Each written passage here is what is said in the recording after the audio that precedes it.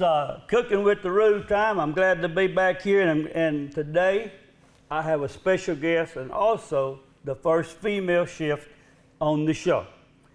And today I have my friend Brandy Miser here, and she'll tell you what we're going to cook. But Brandy owns Yoga 10 in Dexter, Missouri, and her favorite thing is yoga.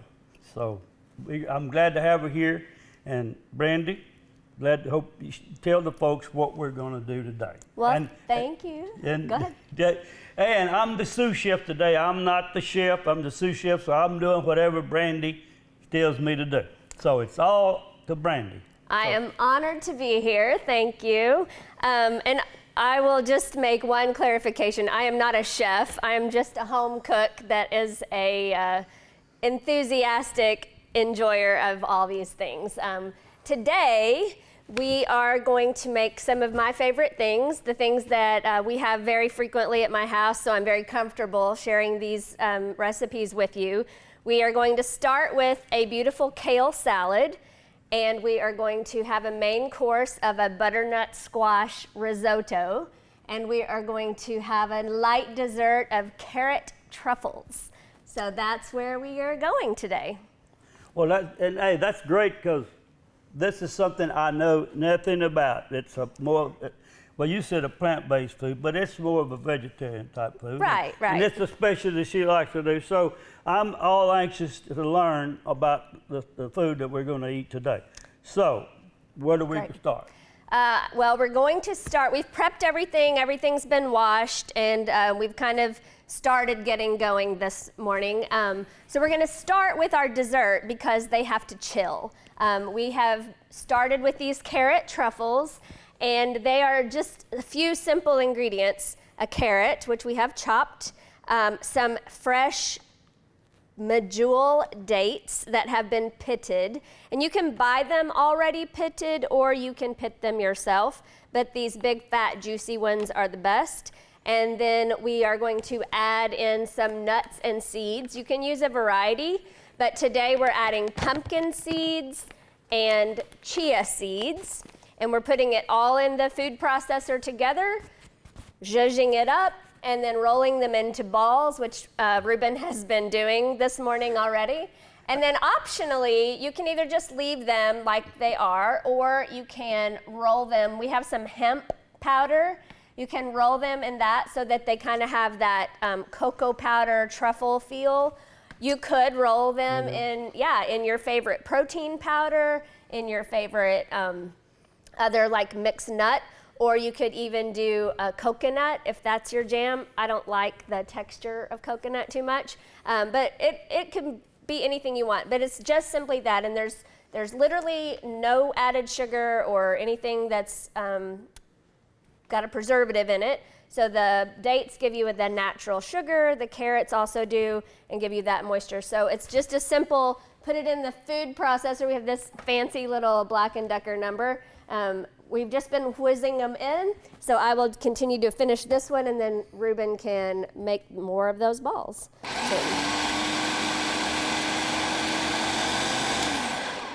And you can see, I don't know if you can see on that, but as it starts to clump together, it will kind of just start to make its own, I don't know, let me get this thing off, texture to come together. So really super simple.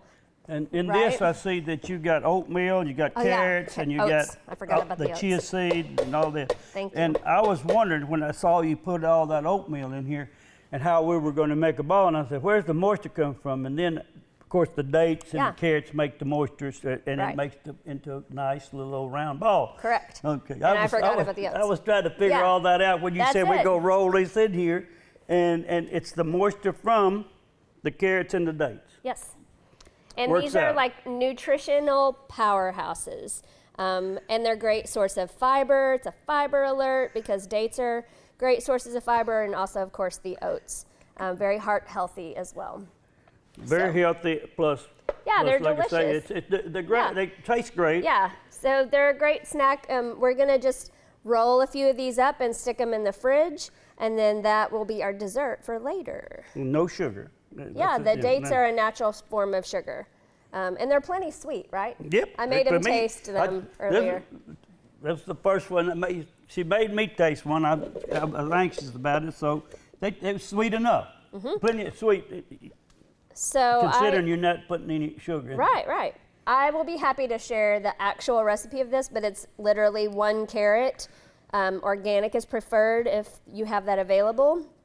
3/4 of a cup of dates, a cup of oats, and then 2 tablespoons of whatever mixed seeds and nuts you're using. And like I said, today we're using pumpkin seeds and chia seeds.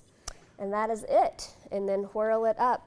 And then roll it in whatever you want. If you want to use your favorite protein powder, or like I am using today, some hemp powder.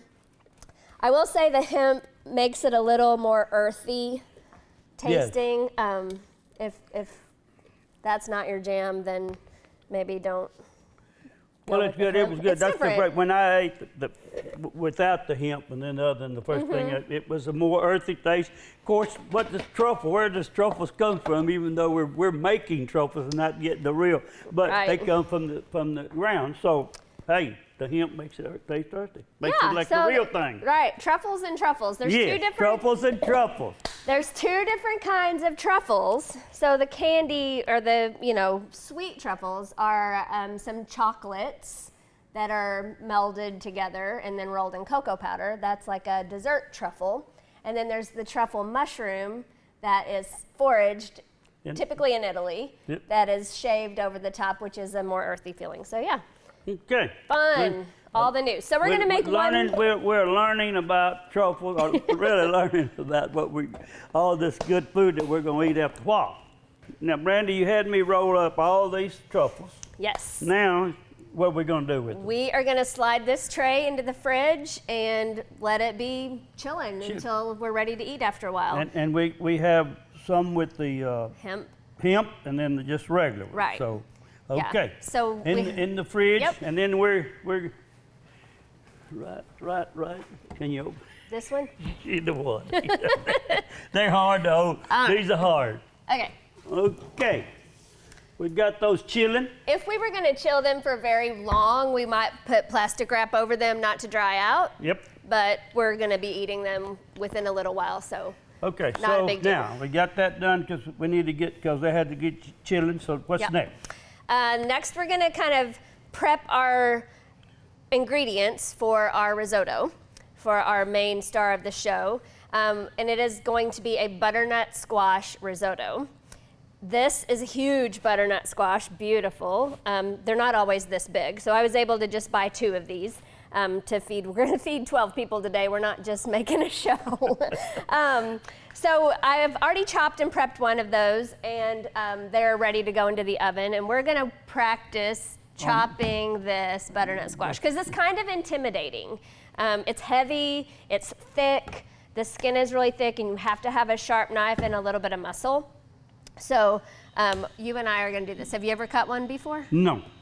So So how I would typically start is just to give a straight cut right here below the stem. Okay, and then same at the bottom so that we have a flat base. And then we're going to cut it into half. And when you cut it into half, you'll see that it has seeds inside. Okay. And then we're going to scoop out the seeds. And if we were being really productive, we could save the seeds and roast them and use those in our next batch of carrot balls. That would be a good thing to do with that. But today, we're probably just going to discard those seeds. So. Okay, so Yes. Very good. Opposite end, same thing. Just thinly, just to get it a flat base. Yeah, muscle. Muscle. Great. All right, perfect. So you can see, even this one, the seeds are really down low at the end. So now just cut it in half down the center. Now. Finally, we have success. Our butternut squash is into 2 pieces, and we still have all of our fingers. Yes, right? we got all our fingers. So we're gonna take a spoon and just kind of scrape into that seeded area and just pull it right on out.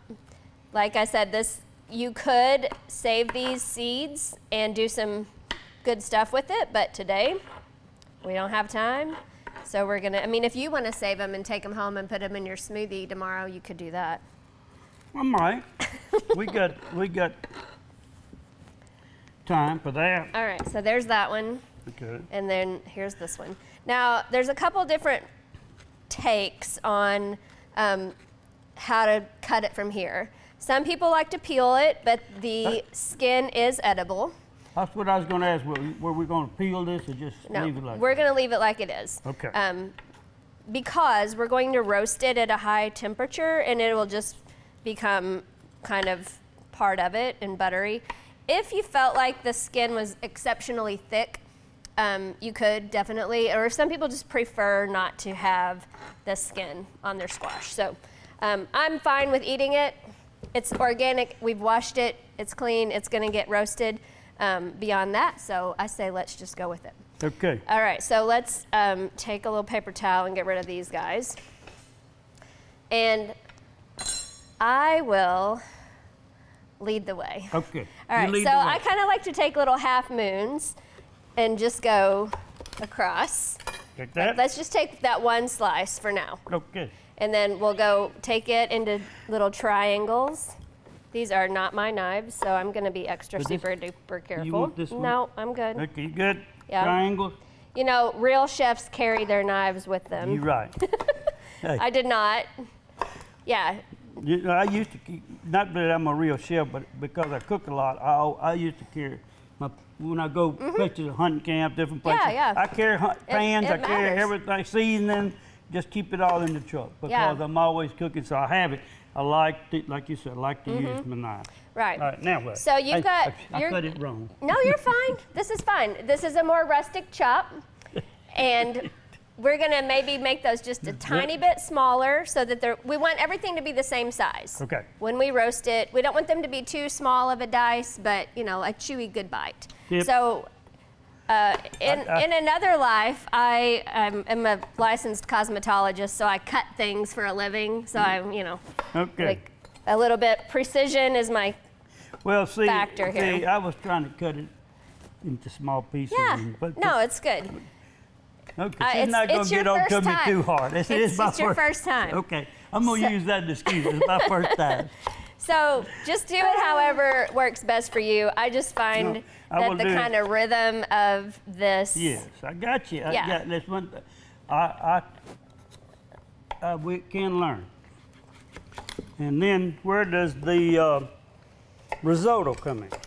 Well, we're gonna do it last because it's best served fresh. So the risotto, for people that don't know what risotto is a creamy rice dish that is based in Italy. And it's kind of a labor of love because you have to tend to it constantly while it's cooking. And the result is a nice, creamy, delicious dish. But we're gonna do it very last, and then we're gonna add this back into the rice once it's all done. So once we cook the rice, then before we serve it, we will add the roasted butternut squash when we add the final touches of cheese and butter. Okay. Which brings me to plant-based versus vegetarian Let me ask versus. you, okay, explain out, how did you get into this type of eating, or I guess you call it eating, or cooking? No, let's just say, how did you get into wanting to cook plant-based or vegetarian? Well, I've always been drawn to more vegetables. Well, when I was a child, I was really picky and, only ate tacos and spaghetti, whatever, like a regular kid. Peanut butter sandwiches a lot. But once I started exploring tastes and flavor profiles a little bit more, I was always a little more drawn to the creativity that could come with vegetables and fruits and how you can make them taste like other things and taste good. So I've kind of always explored that.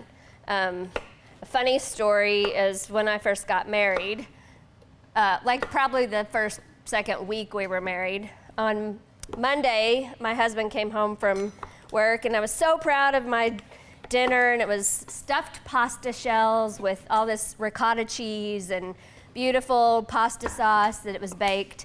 And he came home, and we were sitting down to dinner, and he was eating it, and he was seemingly, enjoying it a little, and he kind of was pushing it around his plate a little bit, and he was like, I'm not trying to be critical, but where's the meat? And I was like, it's Meatless Monday.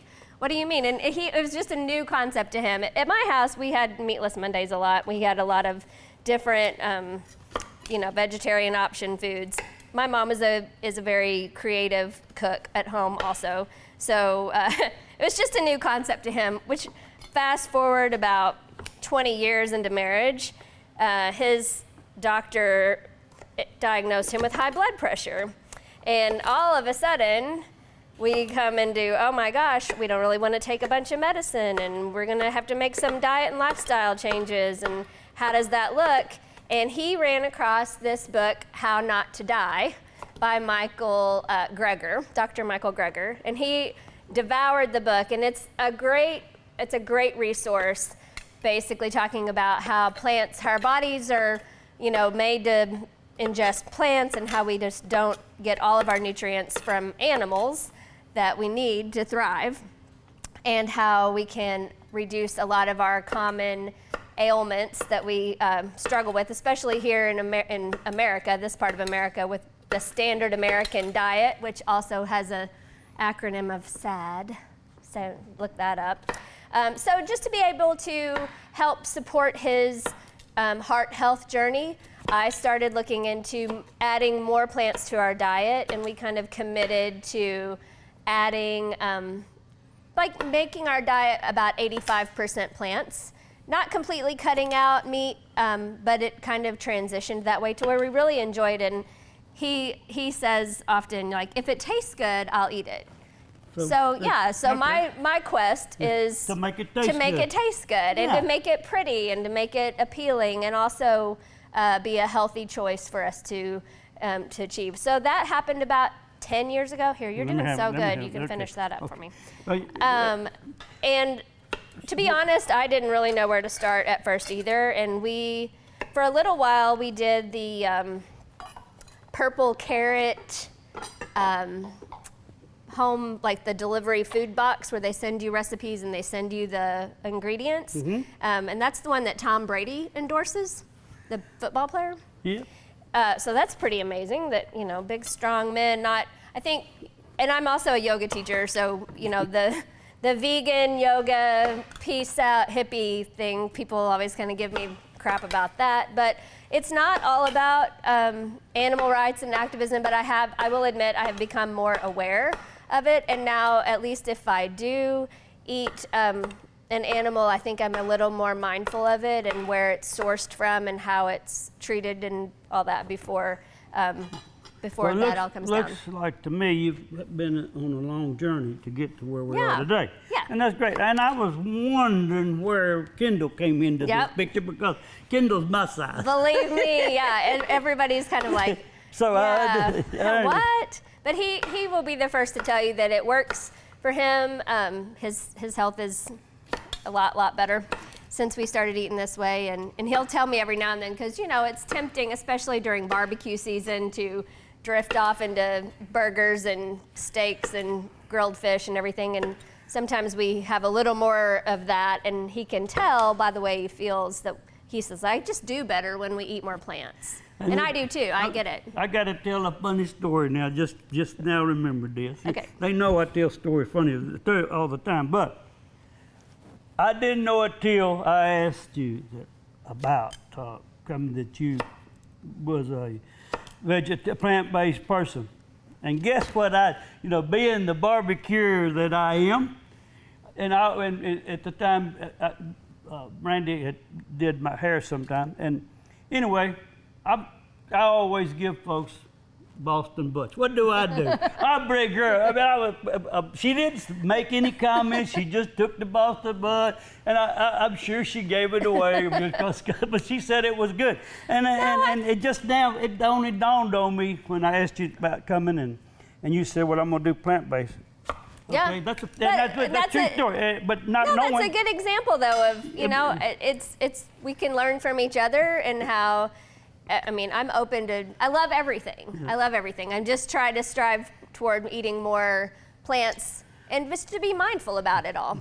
Okay, now we got the butternut squash cut like we wanted it. Now what's next? Now we are going to drizzle it with extra virgin olive oil. And then I love this stuff. It's just called Nature Season. It's salt, pepper, garlic. There's a lot of varieties of it, but we're using about a tablespoon.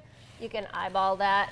Just a little big drizzle, and then shake, shake, shake, and then we'll massage all of that together. That's enough. Okay. Yep, hit me again. Good, tiny bit more. Yeah, okay. I thought you said a little bit more. I took a cooking class in Santorini, Greece one time. Yes, and what they teach? We made tomato fritters. And the lady I took the class from did not speak much English, and my Greek is pretty bad, yeah. No, okay. But the thing that she kept saying when we were making these fritters, I was her assistant. I was helping her put the flour to make the fritters, and she kept saying, by the eye, by the eye. So like when your eye says it's right, then it's right. So yeah, by the eye. Great.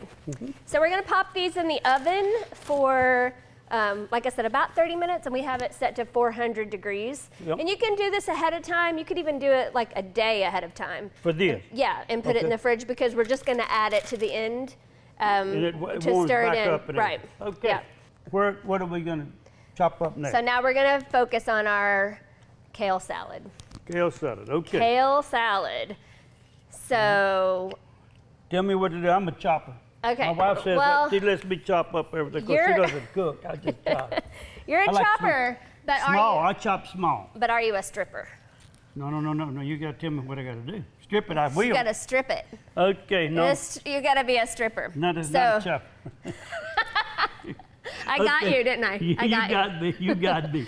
So we're gonna strip the kale. Okay. Hang on to the stem, pull your, And we're not gonna get rid of these stems just yet because I am gonna use them to flavor the water that we're gonna put the risotto in. Okay. It won't give it much flavor. It might give it some green color, but it's just gonna add a few more nutrients that we don't wanna lose. So we're gonna we hang got on to to have those.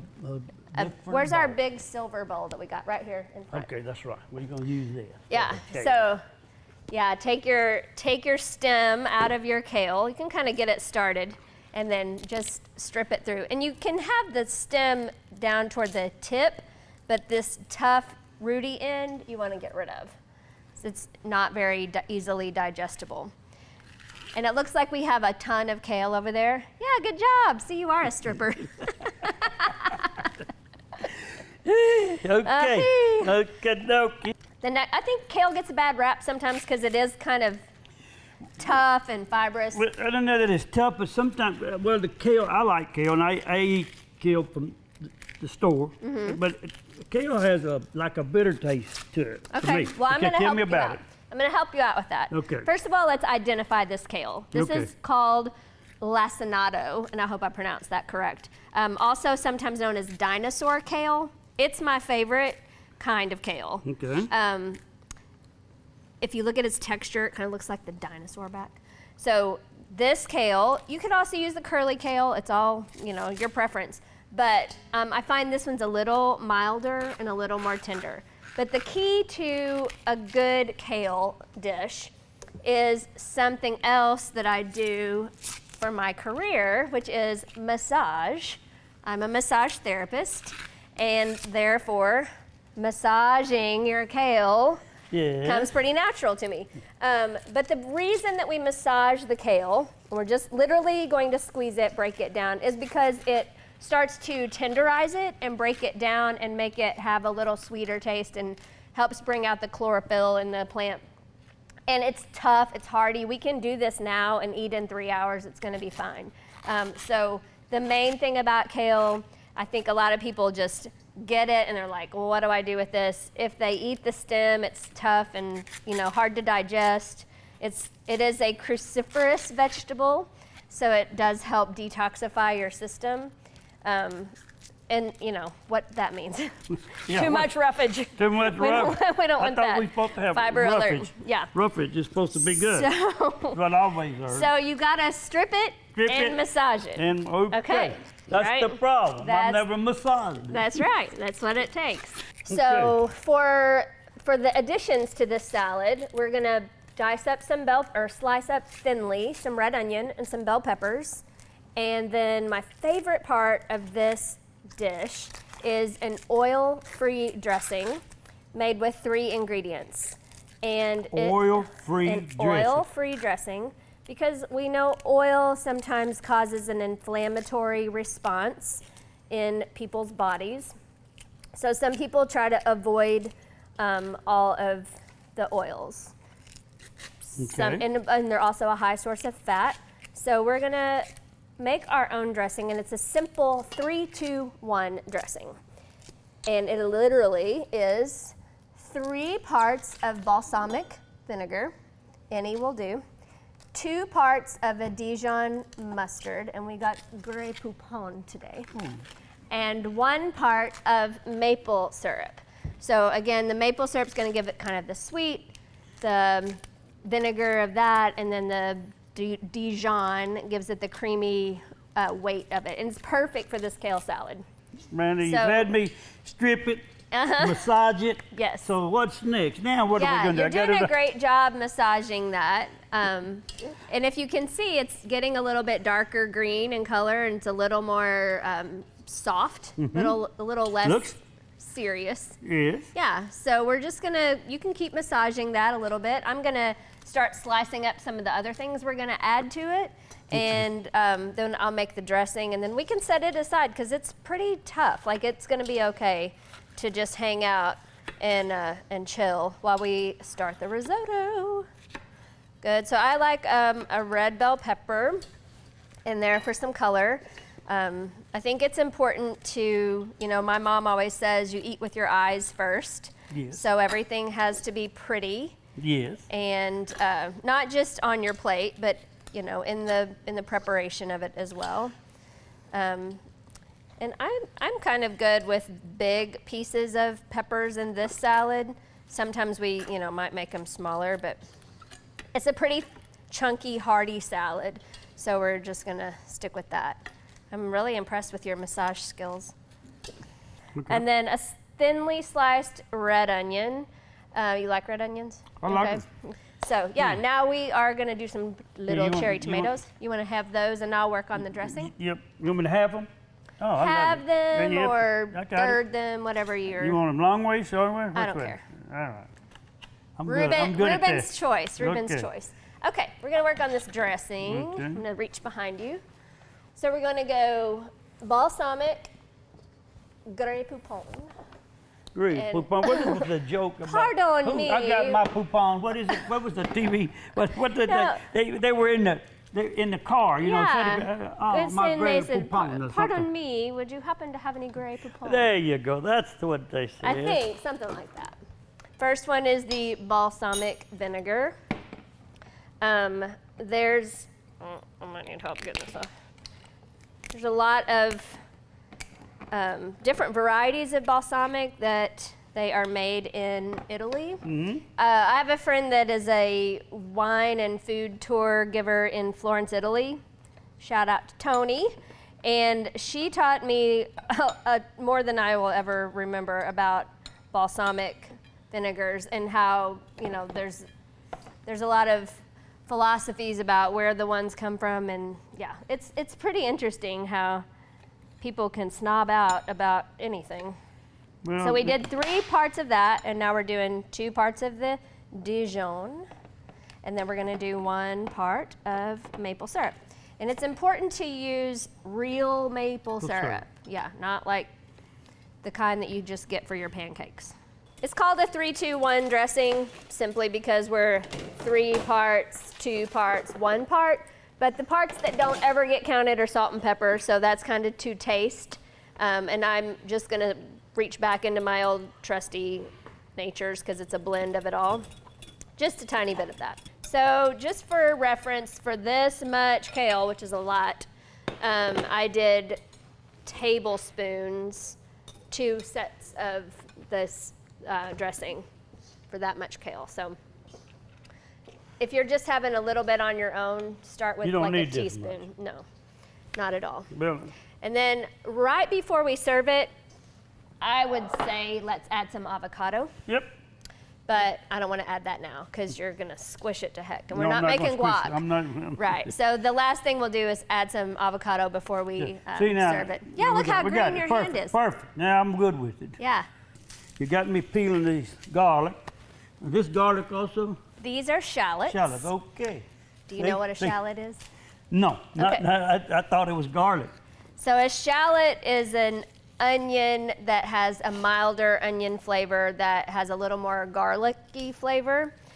So it's a mild onion. In a traditional risotto, we use a shallots and garlic, and they get sauteed in some sort of fat. Now, if you are a complete vegan and you're not doing any dairy or animal products at all, then you would probably strictly use olive oil or some sort of plant-based butter, which I don't like. I feel like just olive oil is okay, but personally, I prefer to have just a little bit of butter or even more preferred ghee. Do you know about ghee? Ghee? Ghee is G-H-E-E. This is ghee. Ghee, I've seen it, don't Yeah. know nothing about it. So ghee is a form of clarified butter. So here's a stick of, I'm gonna only use Kerrygold grass-fed butter because it's the best. And then ghee is a version of butter that's been clarified down so all the solids are left and the fat is the only thing that's left. So it's like a concentrated, rich, yummy. Okay, well, we have these shallots and garlic chopped. I'm happy with this amount. We have one left over, but I feel like this is a good amount. So the next step that we are at is we're getting ready to saute the garlic and the shallots in the ghee. And we have our stock pot. G, where's the G? G, I want to G. show G. It's in G. the fridge. Oh, It's oh. G-H-E-E, and it's Yeah, G. pronounced ghee. Ghee, okay, I'm sorry. I'm saying G. Ghee. Ghee, like We're using ghee. Yes. For butter. Clarified butter. Yeah. You can also use butter. You can also use olive oil, but that's what we're using today. Okay, we're using ghee. Ghee. Right. Now, In the stock pot, I have the stems of the kale that you stripped, and a little of this better than bouillon. And I typically use the roasted vegetable kind, but I couldn't find it. So this is the roasted garlic broth base. I'm sure it'll be fabulous because more garlic is always better. So that's what's simmering here. And then I've got the ghee melted, and we're going to saute the shallots and garlic. And it's on a low heat. So we're just I'm gonna let you want carry me to that do over, this? yeah. We're just gonna let it kind of come together nicely on a low heat and start to just soften and become more translucent. So we are sauteing the shallots and the garlic. We have plenty of garlic because it's so good. All right, so we're done with that. And I'm just gonna stand here. So for me, risotto is kind of like a standing meditation. It's very therapeutic to just literally stand and stir. You want all of those little nuggets of garlic and shallot to get covered in whatever oil or butter or ghee that you're using. while we're discussing this and we're fixing to cook the risotto, let's go through this risotto that we got. Types of rice. Types of rice that we got here. Do you want to zoom in on this so we can look at this? Because we have the jasmine, medium grain, and then we have the Arborio. arborio. It's a short, fat grain. Okay, short fat grain that does not grow in the United States. Right. So we got short, medium, long. Short, medium, long. Right. And now, me and Brandy we've been in a big discussion at the beginning of this show because I'm a firm believer of local Martin rice. Been using Martin, and we got some medium grain, and also we got the jasmine. But Randy prefers the Arborio. Yeah. rice Short, because it's the fat. best. That's for the best for This the dish. risotto. Yes. So that's what we're going to use. You can use. She tried this. It works good, but she prefers the arborio. Right. It's Didn't- just, Go ahead. yeah. You spoke now. I mean, just to be pure about the dish that we're creating, the arborio rice is the preferred rice for a risotto because of its high starch content, and it becomes more creamy and it's just made for this dish.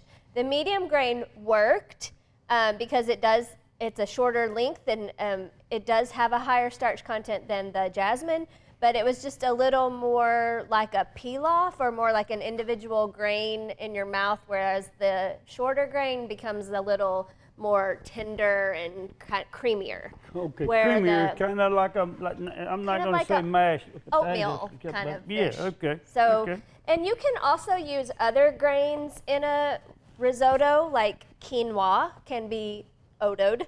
You can do quinoto, anything basically where you're cooking it by fattening it up with a liquid.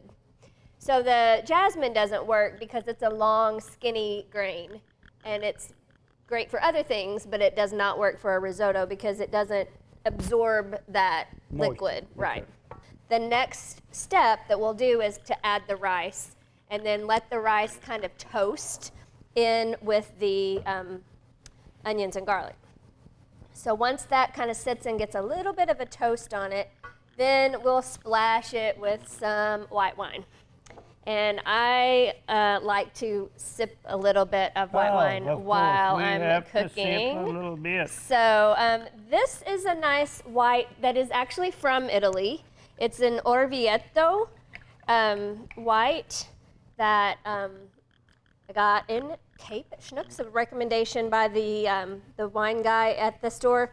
And we talked a lot about the different minerals and acidity levels of different levels of white wine.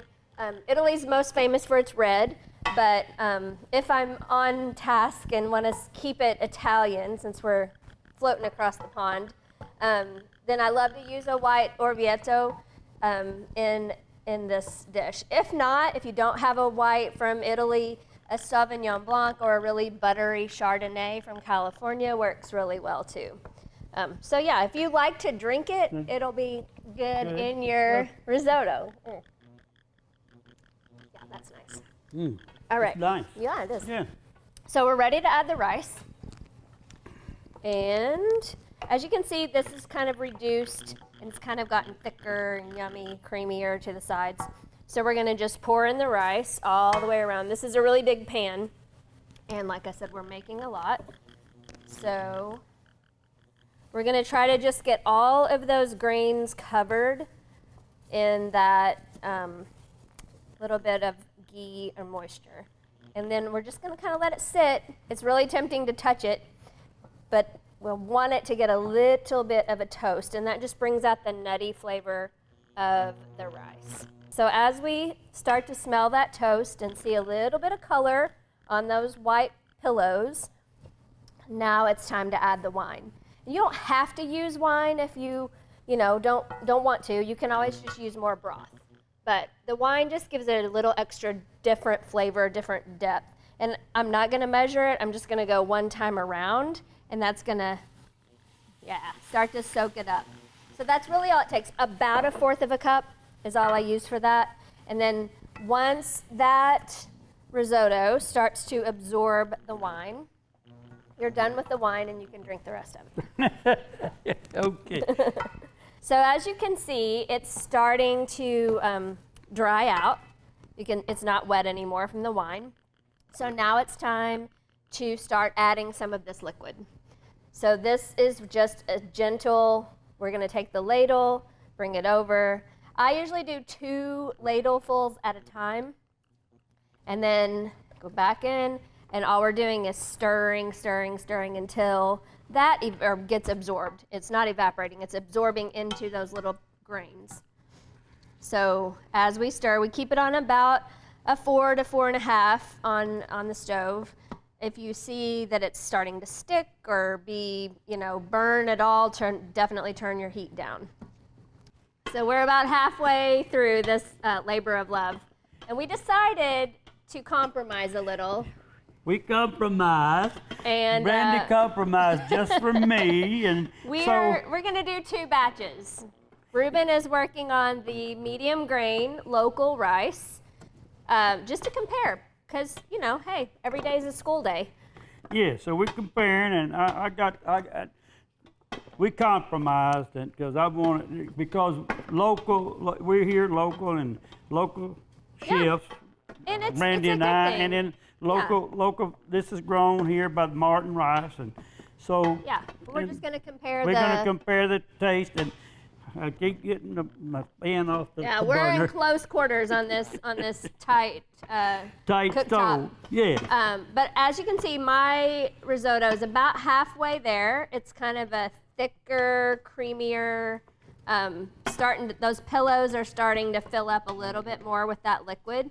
At this point, I'm ready to add a little more liquid.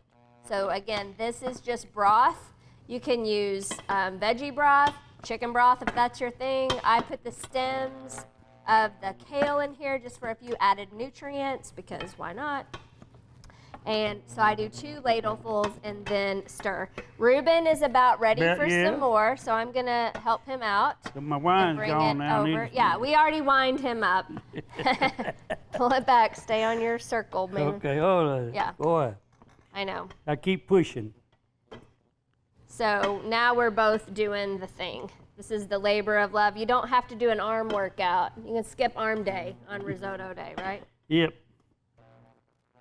So, Slow process, yeah, I say. but it comes together quickly once it starts to cook, and it's really beautiful to see that grain start to absorb the liquid, whatever grain you're using.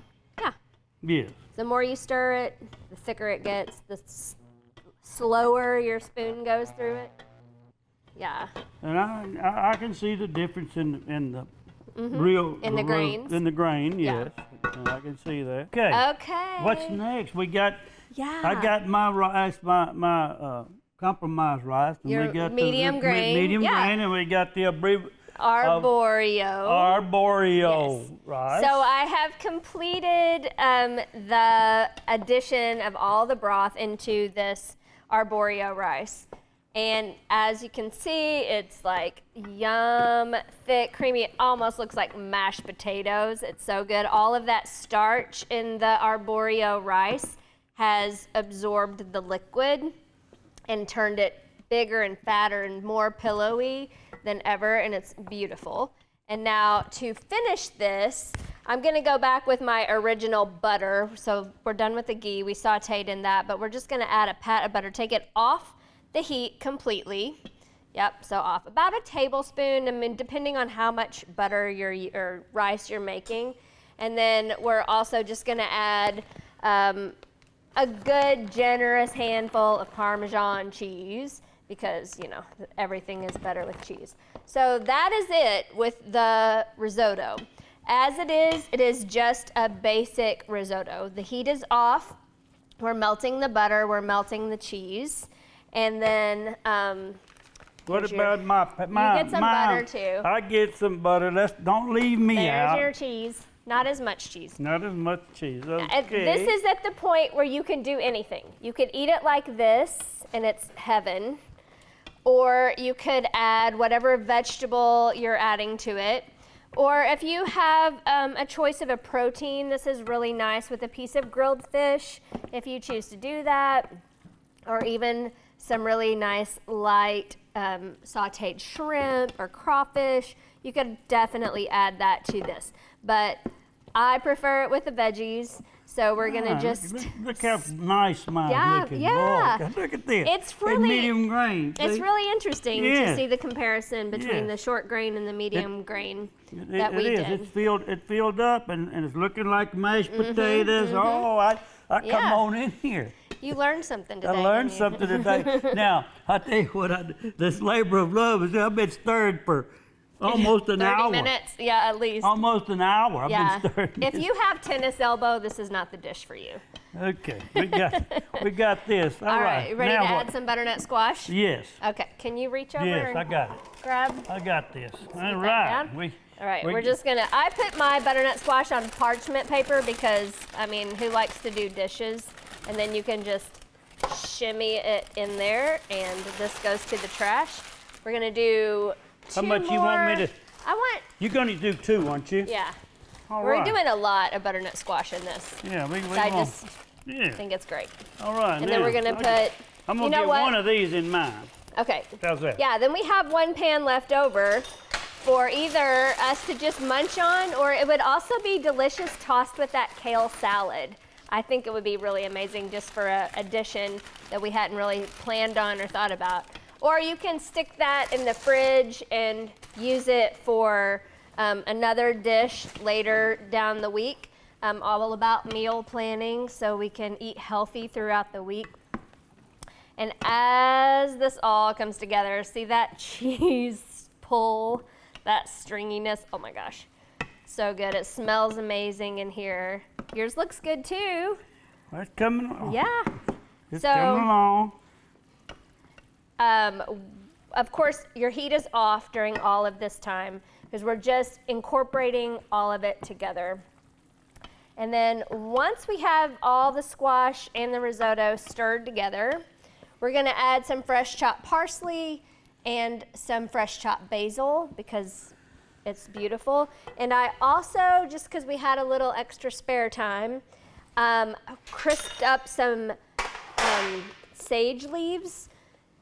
Sage and butternut squash go lovely together, and so you can just literally fry some sage leaves in butter. Like, I know it's vegetarian, but it's an indulgent meal. This is it, man. What about this right here? We're gonna plate it up. Yeah, a little lemon zest, very lightly zested in there. We don't have an actual super zester, so just be gentle. Yeah, there you go.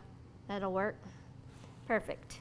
And then I'm gonna grab some of that fresh parsley and basil.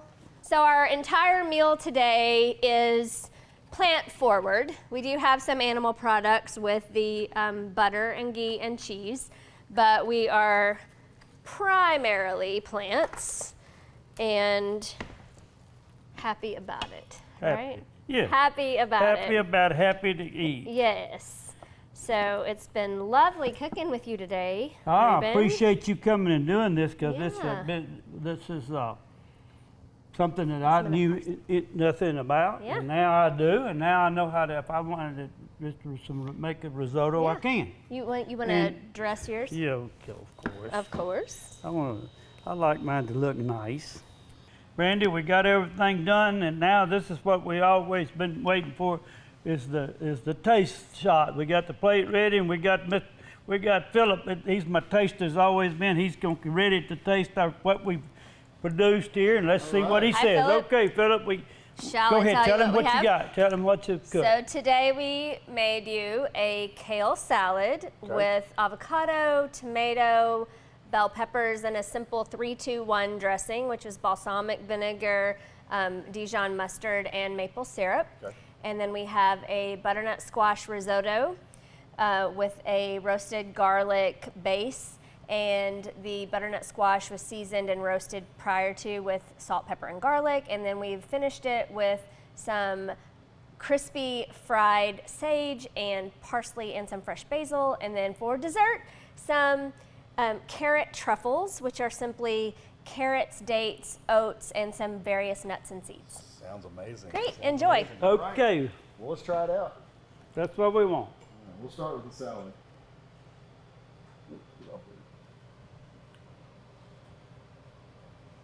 Very light, crispy. The dressing is really good. It's not overpowering. Kale sometimes is, but it's not. Very good. Thank you. Let's try that. I love risotto. So Oh. let's see where we're at. Yeah. Mmm. Yeah, that's wonderful. Thank you. I tell you what, I'm gonna try that dessert in a minute, but I was telling you earlier that my son has been vegetarian, was vegetarian for years. So we went to Philadelphia several times when he was there, and I've eaten in some amazing vegan vegetarian restaurants, and this is as good as anything I've had. Wow, thank you. It's amazing. Well, thank you. Thank you so much. You. All right, That- we'll all try the brandy. Oh, very good. I love dates. That's kind of the base that I taste, but everything with it's amazing. So Great. I recommend it all. Yay. Good job. Good, good. Thank you so much. Thank you, thank you. Well, okay, we're gonna wrap this up. Brandy, right. appreciate you. Thanks Hey, for it's coming. my and pleasure, doing- Reuben. doing, and for you folks out there that's gonna be watching this, I hope you enjoyed this meal today. Hope you learned something about plant-based like I did. I learned different types of rice. And also, as I always say, if you want to be on my show, you got something special, call me, 870-830-4786.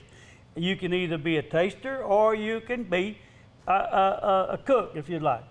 And with that, hope to see you next time. Thanks, Reuben. Thank you. Bye. Bye. Later. Till next time.